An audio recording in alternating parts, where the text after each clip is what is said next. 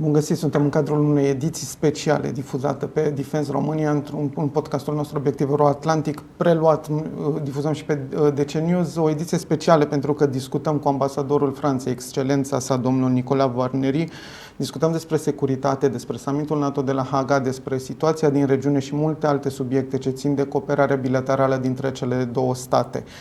Your Excellency, hello, thank you for being here. It's a pleasure and an honor for us to having you here. Thank you for accepting our invitation. It's a pleasure. Ambassador, let's talk about the NATO summit in The Hague. We had a very important and historical summit. So what are the main conclusions following the NATO summit in The Hague, and how they reflected in Paris' position regarding security in Europe? Mm-hmm. I think the first good thing is that the summit happened at the time that it was planned to happen, that there was no specific problem, because we know that the world is, like many experts say, highly volatile and unpredictable. So unpredictability concerning related to NATO would not be a good thing at all. NATO has to be reliable, stable, and a sphere of reflection, planification, common efforts, common exercise, and to be able to deliver in case of problems. So the summit was a key summit, like you said. 1 year after the anniversary summit of last year, we have obviously a new president with some new goals, some new objectives, some new way of negotiating or putting his ideas, and the main issue was, are we able to continue the same way or not? So first thing, the summit happened, and no specific dramatic decision or problem. Second good aspect, probably the will, the clear will, the commitment to increase our spendings in defense matters. We all know that we must make a common effort. We all decided to do it, and I hope this effort will be done. So it's a second very good result, and related to Ukraine, which is our main issue, because it's in the geographical zone of NATO and it's the neighboring country. I think the summit reiterated the common will to protect and to defend Ukraine, or to help Ukraine as much as possible. So for us, it's a good summit. It has been a good summit, and also coming back to the element of budget and financing effort. There is one American point that we must take, is the necessity to increase the budgets in Europe. And all the European countries agreed, or almost all of them agreed quite smoothly, to increase the spending. So it's the proof that European countries, European allies, must take their own responsibilities within the alliance and not only rely on the Americans. So that's globally a good result. Of course, many people were afraid before the summit, but after all, it's a good result. How do you assess transatlantic unity at this time in the context of United States' position regarding Europe? I mean, you mentioned it was a good summit, so lucky for us, it was a very good summit, and the relation is still important between between our NATO countries. Of course, the Americans are the key member of NATO. They are the biggest power on earth. We know that they helped us a lot during the last 50, 60, 70 years, exactly. I don't know. And so having them on board, being with them, is a key element for all of us. We agree on that. Taking into account that they want to put a big effort in Indo-Pacific area now, and it's clear, it's their will, which has been announced for some years now already. We have to commit ourselves and to make a greater effort, us the Europeans, and to help the Americans to help us, if I can say so. If there is some clear issues on the commercial subject between America and Europe, clear issues, hopefully there will be not such issues in defense fields and military matters. So that's our hope. On the other hand, France assumes the role of leader of Europe, and I would like to ask you, how does France see its role as a strategic leader? And I'm talking about especially the nuclear deterrence and so-called nuclear umbrella of France in Europe. So I would like to hear your opinion regarding these security guarantees for Europe, because it's a worldwide topic, you know. Sure. I would not say that France is the leader or has the ambition to be the leader. We clearly are a key player, and we want to be a key player, and we want, yes, to be sort of leaders in the brainstorming. That's for clear. Our president and traditionally our diplomacy actually wants to put ideas on tables, papers on tables in the case of negotiations, and we think that it's a useful way to work together. But I'm not speaking in terms of leadership in the sense which is classical. Yeah. Mainly because in Europe we work all together. I mean, there are small groups, core groups on different issues. 2, 3, 4, 5 countries are working together, and so that's the good formula. And it must stay flexible. Coming to the question itself, I think that the guarantee of security are a key issue. We must be ready, and we go on having some reflections, some talks, discrete ones, and I'm not aware of everything. To be honest, to be very humble and honest, we are not aware of the last discussions, but we know that some people are working in terms of planification, bringing ideas, see what could be possible in such and such scenario, to bring security guarantees in case of a peace process, a real peace process, to make it feasible in Ukraine. Ukraine will continue to defend itself, but we must help Ukraine and Russia, if Russia would sign some peace agreement, to stabilize the area. And we could be there to help them to stabilize the country. This is the reflection which is... So some countries would put boots on the ground, like they say. Some others would offer logistical possibilities, a logistical hub, for example. Many facilities in many fields, many ways of helping to create those guarantees are possible on the table, and this is a key issue. Going to nuclear issues, it's according to us, it's not directly linked to Ukraine and peace process in Ukraine. It's more linked to the security of Europe. I mean, for some years we already said, but maybe discreetly like that, that our nuclear deterrence contributes in a way to the global deterrence of NATO, because NATO is a defensive alliance. We are not there to attack anybody. We are not willing to attack anybody. That must be recalled from time to time. We are here to protect ourselves, to protect the members of the alliance. And so there is, of course, the very big American nuclear panoply. I don't know if they talk of deterrence or yes, deterrence, the global NATO American deterrence, and the British nuclear power and the French nuclear power are both contributing in a way both to the protection of UK and France and to the protection of the whole alliance, to all the NATO allies. So this is the way we see it, and what we proposed recently is in this new world, volatile, unpredictable, complicated, dangerous, etc., to talk again, in case of necessity, to explain maybe what is our perception, our theory of deterrence, the way we see our nuclear weapons, and the way they contribute precisely to the global security. So it's in terms of exchange of views, of ideas, discussion. It's nothing technically or nothing military. It's rather strategy, theory, doctrine of deterrence. Speaking about Ukraine, you mentioned Ukraine. Do you feel that Europe and all of us can maintain the support for Ukraine on long time? I think we have to. The issue is to get a point, when and where, I don't know exactly, but to get a point where the Russians will say, okay, we stop it, we gain some things, some territories or some political assets, but we stop it and we don't go on attacking and shelling populations, civilians or civilian structures. We stop it and we discuss. They might decide that any time. I mean, because Because actually, let's just remember that President Putin said he had some goals, but he never explicitly mentioned those goals. So he can decide anytime that, okay, that's time to negotiate. And why not?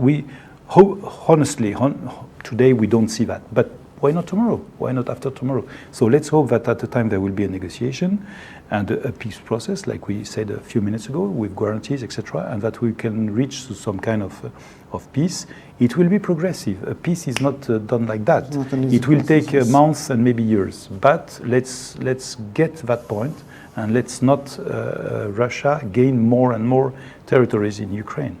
The message is clear. I mean, we had a phone conversation between President Trump and Putin. We had Mr. Macron and Vladimir Putin, and I think the message is clear. Europe will stand by Ukraine until the end, because I always said Ukraine right now works as a shield for all of us, not only for Romania and for the region, but for all of us. So it's important how it will end this war. Exactly. Ukrainians protect themselves and they protect us. We must always remember that. Exactly. Very good point. So speaking about eastern flank, France has a very important presence here in the eastern flank. So I always like to quote NATO Secretary General, who says, eastern flank, we are all eastern flank right now. So it's a very good, very good lesson. France is leading here a NATO battle group in Cincu. You have a Mamba system in the Black Sea region, so a very huge presence. So my question is, how important is the strengthening of NATO eastern flank for your country, Ambassador? I think, like you said just a second ago, eastern flank is the key flank today. Northern flank and southeastern flank. So both in the Baltics and here in Romania, we are at the very in the key zone, on the key border. So we have to stay there. It will be important as long as there is no real peace process beginning by real negotiations. So we must stay here for quite a long time. Like you know, there is a big step which will be in next fall, Dacian fall, a big exercise. We are going to double the size of a battle group on a temporary basis, but just to make the exercise precisely to prove ourselves and to prove everybody that we are able to project the men and the equipments in a very few days and to react in case of necessity. And you established that battle group in a record time. I mean, it was quite quick. It was quite actually quick. It was quite good because when we decided, we must always remember that also. That when France proposed itself as a volunteer to be the leading nation here in Romania, it was in January. So that means a month before the aggression. When the aggression began, of course, we had to hurry up and to send the first little contingent, which was called Harpon, because in the technical army language, that means the first element to be on the ground and to help the others to arrive. And then they were in Cincu. Each time I go to Cincu, I see the progress of a camp, more and more facilities to make the soldiers able to live and to train there. And again, this size doubled in a few months will be a key step in the construction of a long-term contingent and the battle group being there to deter and to protect Romania. It's a challenge, even from logistics. It will be a challenge, so it will be a test, important test. Yeah. We should also know that here in Romania we've got the biggest military contingent of France abroad. It's the biggest. Yes. It used to be in Africa. For obvious reasons, it's not anymore. And so now it's here in Romania. It's here. That's a very good news. Also, speaking about the region, your country and the Republic of Moldova signed recently an agreement, a security agreement. So this shows us the willing of France to be a key player in the Black Sea region. What can you tell us about this agreement? And Moldova is very important for Romania. Moldova is very important. Absolutely. And everybody knows if Ukraine will fall, Moldova cannot resist. Yeah. So exactly, like you said, Moldova for us, from a French point of view, is linked to Ukraine and linked to Romania for obvious reasons. So it's a sort of triangle. These three countries are in the same boat, like we would say in French. So we must never forget that Moldova is following the same path and has the same problems. And I remember one of your ministers a few months ago in Paris, actually, saying to our members of parliament, our members of government, our prime minister and ministers, look at what happened in Moldova a few days ago. Something will happen too in Romania. Something may be different, but there will be also some hybrid attack, because our destiny is the same. And that's exactly the good image. At that time, it impressed a lot, French side, because it was a sort of we realized 100% that it was really the same destiny, the same history. Yeah. And the military would say that it's a strategic theater. It's not a war theater. The real war is in Ukraine. But strategically speaking, Moldova and Black Sea are involved. Exactly. And we are there too. We are on the sea. We are at the border of Ukraine. So this is precisely the flank. I would like to talk about our defense cooperation, because defense industry is one of the main objectives for Europe right now and also for Romania. And I do believe that Romania has a huge opportunity to revitalization its industries, defense industry, with the support of France. And we have a lot of success examples. I mean, the joint acquisition of Mistral systems, the naval helicopters, and so on and so forth. What can you tell about this bilateral cooperation in the defense sector, and can we replicate another success stories? And I'm thinking about Renault. I think is the most success story after Romanian Revolution, but not Renault. There are a lot of other stories: Carrefour, Auchan, Orange, and so on and so forth. So can be an icebreaker for another. Thank you for mentioning these very nice companies. I visited some of them, most of them actually, either here in Bucharest or elsewhere in Romania, with magnificent plants and offices. And so the secret, if there is a secret, it's not a secret actually, but the recipe of success is to have joint teams actually, to come here with a small group of French engineers or managers, with investments, with some elements of technology at the beginning, and then to create a common team, a common spirit, and then to develop here new creations. For example, the Dacia Renault are created 100% here. They are not coming from France anymore. They are created here, designed here. I visited the design center, the laboratory, in which engineers are just inventing the cars of tomorrow. It's impressive. So from the very beginning until the cars on the street and on the roads, it's here. It's a Romanian story. It's Franco-Romanian because we are aboard. We are in a joint company, but it could also be seen as a 100% Romanian story because it happens here. And all the other companies that you mentioned are doing exactly the same thing. A few days ago, I was in a biological cooperative working for Carrefour. Carrefour is buying 80% of its products here in Romania, and even I think a little bit more, between 80 and 90%. So you see, the recipe is to come here and to create something together here.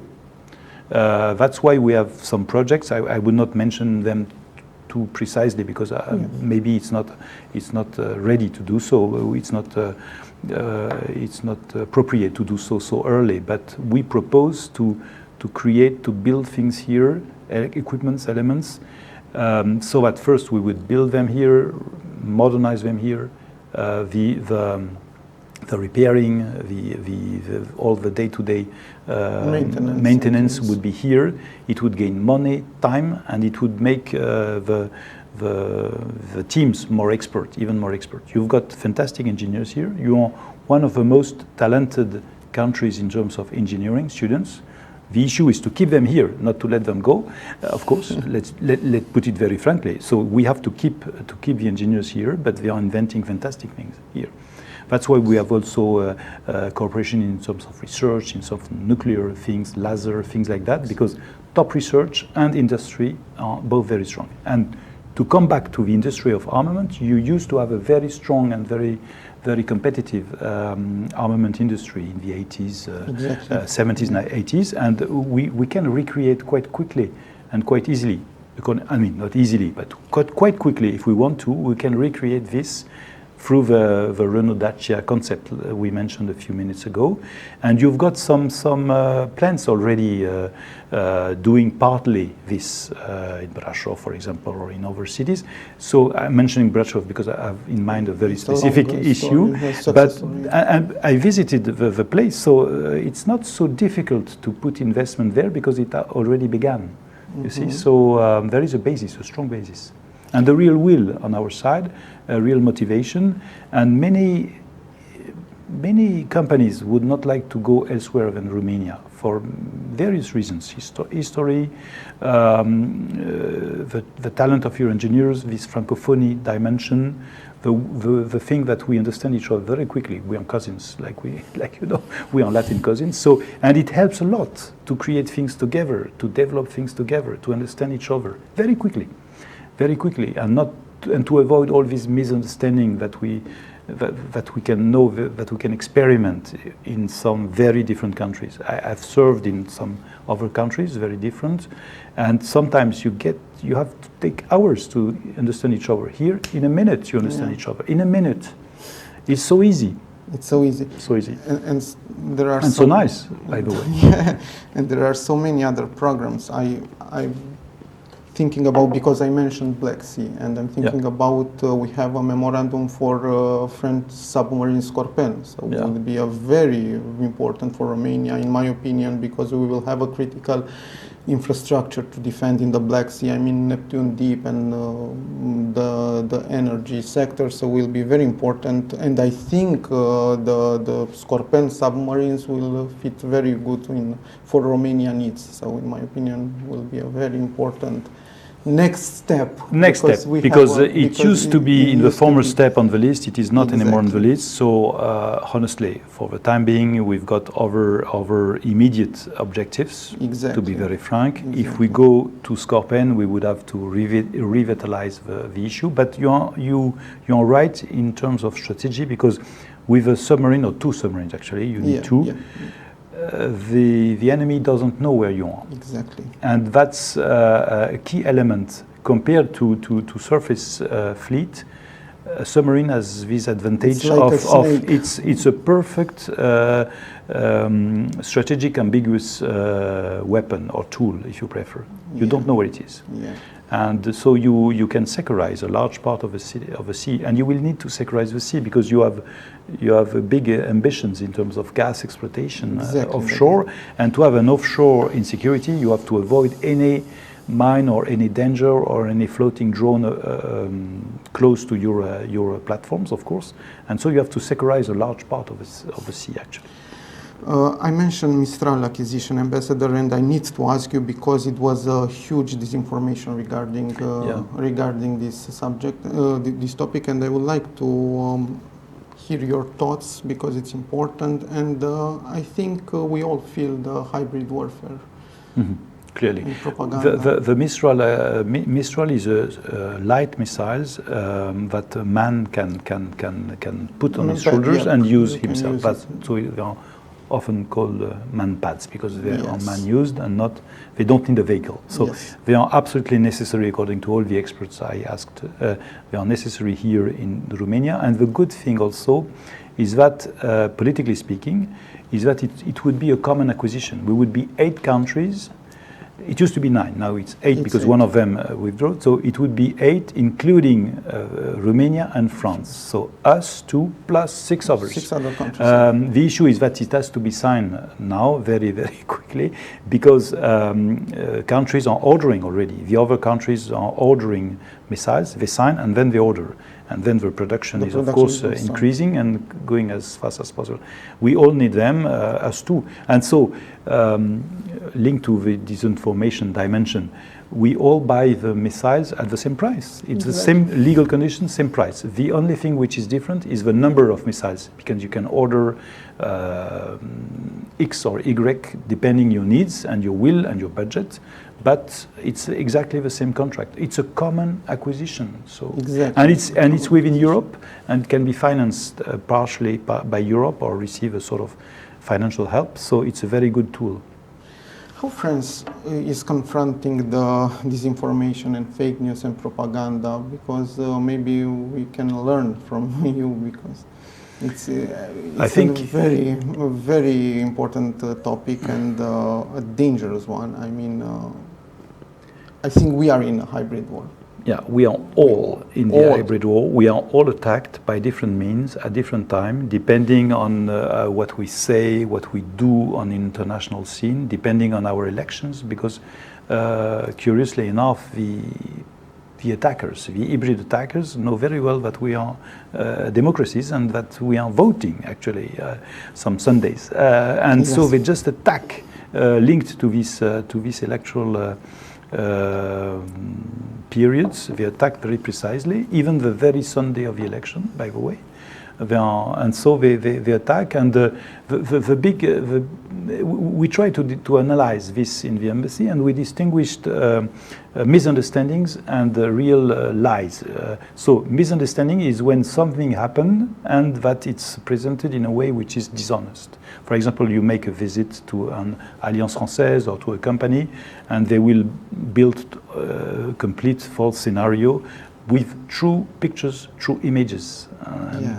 And there are some lies, direct lies, pure inventions about visits of projects or presence of French leaders or elements here, which are not. So this is so you have to deny simply. You have to say, no, it's wrong. They lied. It's not true. So you've got always these two dimensions, plus a third one, which didn't occur so much here in Romania, but which we suffered a lot of in France. That means curious things. For example, little coffins at the Eiffel Tower with the Ukraine victims, or David Star painted on the walls of Paris in 2 streets, or rumors about things dangerous in hotels. I mean, silly things, strange things, just to disturb population, to annoy, to have fear spreading in the population. You know, this is strange. But this goes back to Middle East. I mean, the rumor at that time in the campaigns, the rumors were traveling very quickly in a country. But so today, rumor is vehicled by the social networks, and if you say something absolutely stupid, 50 years ago, only 10 persons would listen to it and would say, "Okay, this is stupid," and it was not so embarrassing. But now you put a stupid thing and everybody sees it. That's the danger of social networks. Yeah. Social networks are real weapons in the hands of people wanting to attack the others. Exactly. Ambassador, we have 3 minutes left, and I would like to talk about our cultural cooperation, because it's very important. We all know through history France has been Romania's closest friend. I mean, going back to 19th century, France supported the birth of Romania. Going further, World War I and well-known General Bertlomishan. Even after World War II, when we were in separate camps, we had a very good and very close relation. Yeah. France supported the Romania integration in NATO and the EU. Nowadays, the Schengen, also your country, was very close and support Romania. So I would like to ask you, what are the priorities of your embassy in terms of academic cooperation? Because we are cousins, as you said. Sure. Just before answering your questions, the next step is OCDE. We are working together on OCDE. Of course, you are doing mainly the job. I mean, it's in your hands. But we are trying to help, and we are trying to follow the issues with. We are stronger together with experts, because if we can help, we are doing it. I think your Secretary of State, in charge of this very tricky, not tricky, but heavy, rather heavy issue, knows as very well, because he was your ambassador in Paris for some years, Luca Nicolescu. So we are working hard on this, and we think that it's not only economical, it's also sociological. I mean, it's a kind of modernization of all the country to reach OCDE. So we are working on this priority because it's your priority and we share it, if I can say so. We are working on Francophonie because not for the pleasure to talk French, us, but because we think it's an asset for the country. The fact that Romania is the best Francophone countries in Europe, probably today and clearly in Eastern Europe, is an asset. I can tell you, I cannot give you the name of companies, but some companies are visiting us and they explain very quickly, very bluntly in a few minutes, we are going to create a service center of 300 or 400 people speaking French, working for the group worldwide. We are hesitating between such country, I will not mention it, and Romania. What do you have to say? And we explain them, of course, what is happening here and the real asset. They do not hesitate between 3, 4, 5, between 2, only 2. And here in eastern part of Europe, you're the only one. Yes. And due to all the other good aspects of Romania, the success stories that you mentioned of various companies here, the fact that we are cousins, the fact that we are so close intellectually, culturally, even if we had different history, of course, different invasions, different problems, we still remain cousins. So we are working on that, and we are working on many other issues, cooperation in terms of law, because we have to defend our common Roman law, actually, continental law, which is very different from the Anglo-Saxon law. And if you protect your law, you protect your common economic interest. If you switch to the law of the other, you are switching to other economic interests. So it's a key issue. And research, university, schools. There is also the local cooperation we like very much. Cooperation between cities, between regions, between județ and départements. Yes. Very important, coopération décentralisée. Cooperation in terms of urbanism, in terms of health. I'm sure I'm forgetting some elements. Pure culture, I mean music, art, cinema, etc. Many cooperations. I was in Cluj a few days ago. We had 28 films linked to France, co-produced or realized by French or Franco-Roman. So it was a large part of the programmation was linked in a way or another to France. Sibiu theater festival. We are trying to be there in all the fields of culture. We already have a strong base, because back in the past our Romanian intelligentsia studied in Paris, and we have a lot of, so your country has a lot of influence in Romanian history, so it's important to continue this. And vice versa, because many big French intellectuals came from Romania, and I always say they belong to the two countries, actually. They belong to the two cultures. They were big cultural persons. Yes, there is these very famous pictures in Place de Furstenberg, so in one of the most beautiful little place in Paris. You've got the three main figures discussing together. You've got Eliade, Choran, Ionesco. I would have loved to be part of this conversation. It's a very famous photo. And so that's why you have so many projects of exhibitions of Brancuș, for example, who really traveled intellectually between the two cultures, the two countries. Thank you so much, Ambassador. And I know that 14th of July is getting close, so I would like to send you in advance our best wishes on the occasion of French National Day. Happy National Day. Thank you. Stay as you are, because your country is a pillar for the democracy and for the free world, and I really think we have a lot of things to learn from France. Thank you very much. Thank you. See you. See you soon. Thank you.